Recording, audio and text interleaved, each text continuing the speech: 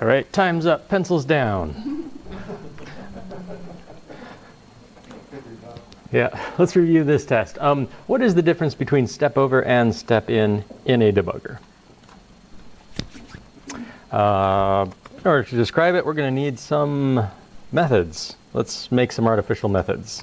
Class, some class, we'll say void main. Now this is almost pseudocode because in Java I really should say public static void main, and it should have a array of strings as arguments. Oh, now I did it right, so we'll just leave it. We'll say static sum func. Oops. And we'll suppose main calls some func, then it calls some other func. Okay. Suppose we set a breakpoint right there, and we executed our code, and it broke right there. Broke, I don't even know if that's the proper way to say it. It braked right there. I think that's actually more correct. Did you know that the plural of mouse is mouses, not mice? Unless you're talking about the biological creature, in which case the plural is actually mice. So braked must be the proper past tense of break if we're following the same convention. Okay, that was completely unrelated. Well, if you were right here and you said step in, where's it going to go? Well, the answer is to right here, except there's nothing there, so let's put something there. Whoa, what happened? System.out.println hi. For some reason, we want to print hi in some func. If we did a step in, it would go to right here, meaning it has not yet printed hi, but it is about to as soon as we step over that function.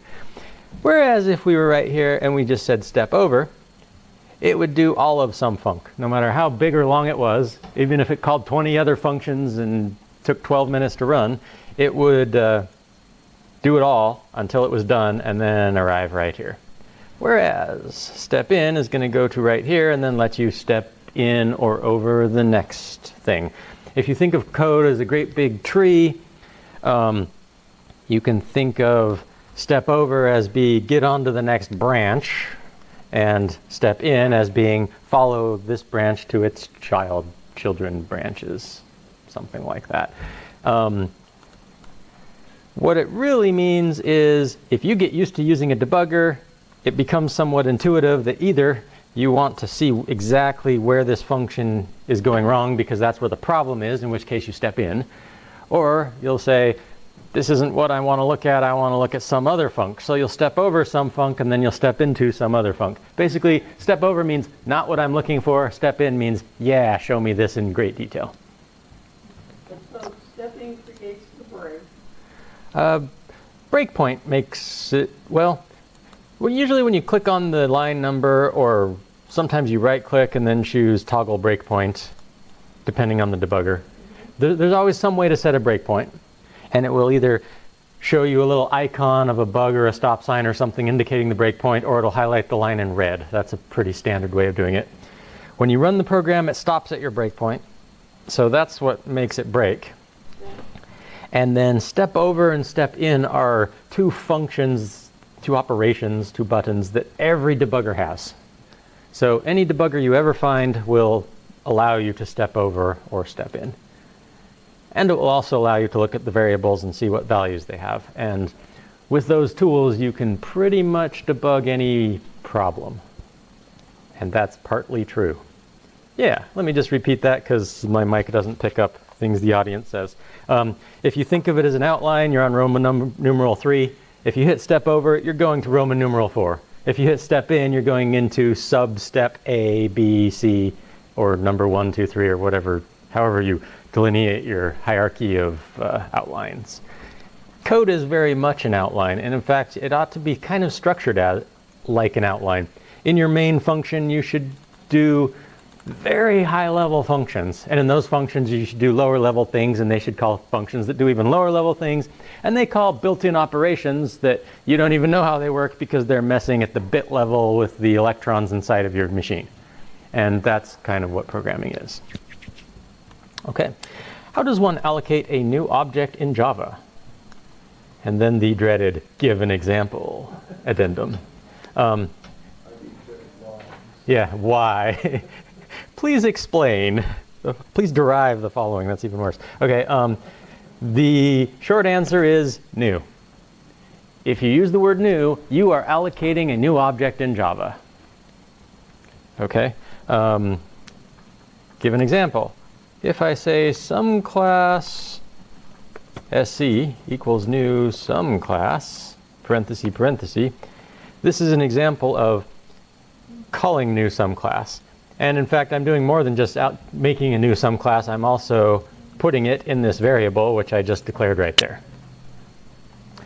Now, it might be that some class takes some parameters, so I might say some val1, some val2, and 42.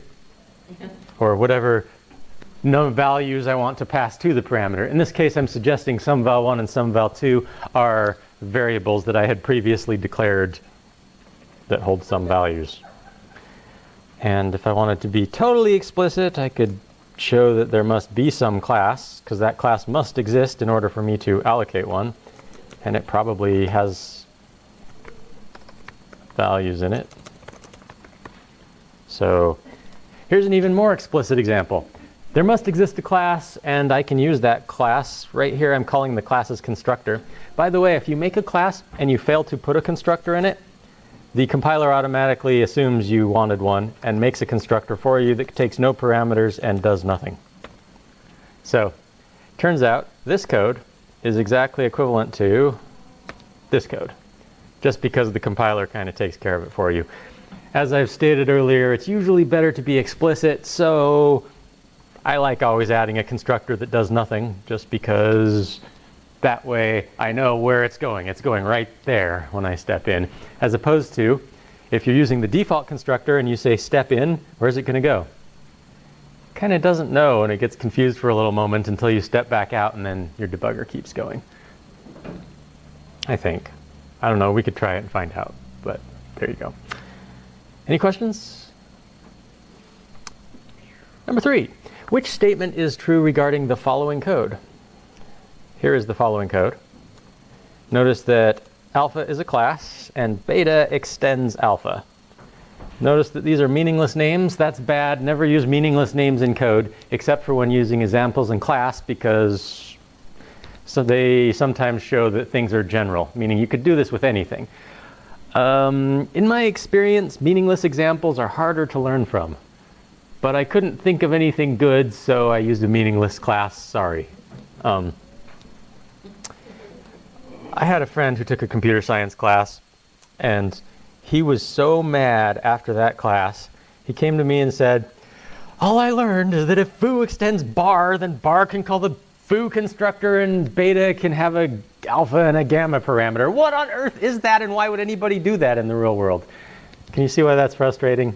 So I imagine people don't like this, and I did it, so this is an example of a bad example not to learn from. Back to the question.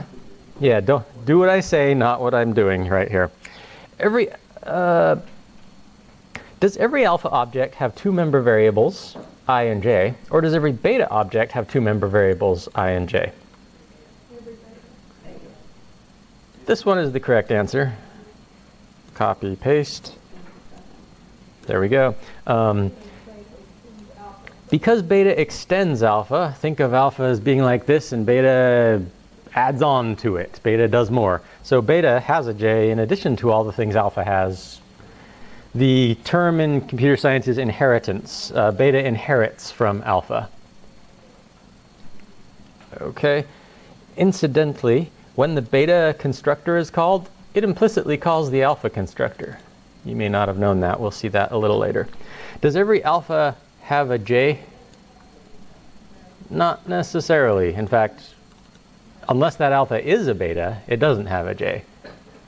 It's possible that the alpha is a beta, right? Because I could say, hey, look, there's a human. Is that human Mike? Might be. Might also be Jane. Okay. What will be the output of this code? there's a class named test, there's a function named main, therefore you know it starts there, or method, or whatever we call them these days. It's a trick question. You know, I didn't look at it yet today. I got to figure out what it means. Let's see. We declare a variable, we call inc I, it increments I, we print I. Yes, it is a trick question. As you are doubtless rehearsing in your mind what I said yesterday, how do you know when a professor is asking a trick question? Because he's asking a question. Yeah, something like that. Yeah, here's what this code really does. And if you got it wrong, ha ha ha, I got you. Int I, this will declare a variable named I. Think of it as a box where you can put a number. Equals 5 puts the 5 in the box. So I now has the value of 5. Inc I, this calls this increment method. Now, to be absolutely technical and fastidious, if I were a compiler, I would say this can't work because this is not declared static and I didn't use an object. We're going to talk about that today. But we all know what it means. We're calling this function and I'm passing I to here. So I comes in here and I is now 5. I++ increments it, so now I is 6, right? When we return, what's the value of I? The answer is 5. I think that you had done some pass by value, pass by reference work with somebody else because I saw it written on the board here. If you did, good job transferring learning from one class to the other. That's awesome. In Java, when you pass primitive types, they are passed by value. When you pass class types, they're actually passed by reference, and that's really significant. And so we're going to have to emphasize that a little bit more. But it turns out that int is a primitive type.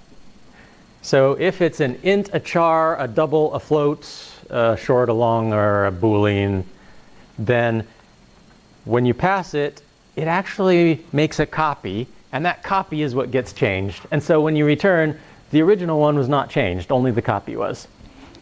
Okay? As it happens, if instead of an int, this were a test object or a sum class object, it would actually pass a reference, meaning the location in memory of where that object is. And when I mess with it, it would mess with the object.